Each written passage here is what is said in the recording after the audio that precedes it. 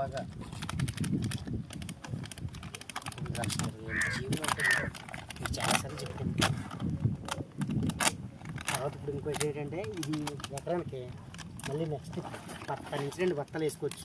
మీ గురువుగారికి చెప్పండి మర్చిపోకుండా. అసలు కింద అక్కలు దొరికి యూరియా కూడా కలపట్లేదు.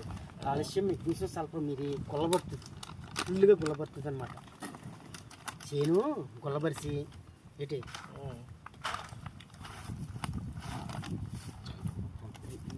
ఇదేమో ఎకరానికి 1/2 kg చలామీ మీరు స్ప్రేయింగ్ చేసారు అంతే. చాలా తీసుకుంటామని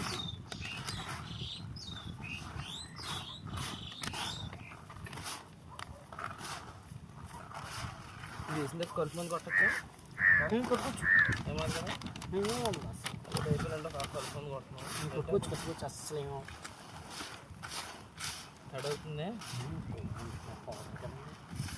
ఊరిలో కలిపితే తడైపోతున్నారు.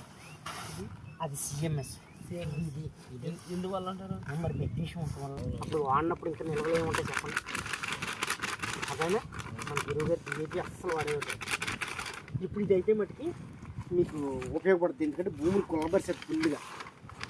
ఈ 2 దాచుకోబ్బాయి 3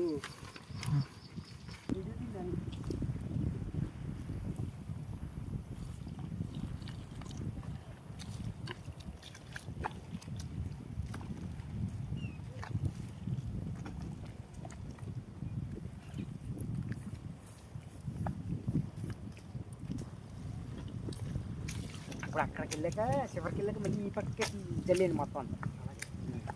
మనకు అప్పుడు ఇక్కడ నేను పొలంలో కూర్చున్నాను. ఇక్కడ దాకా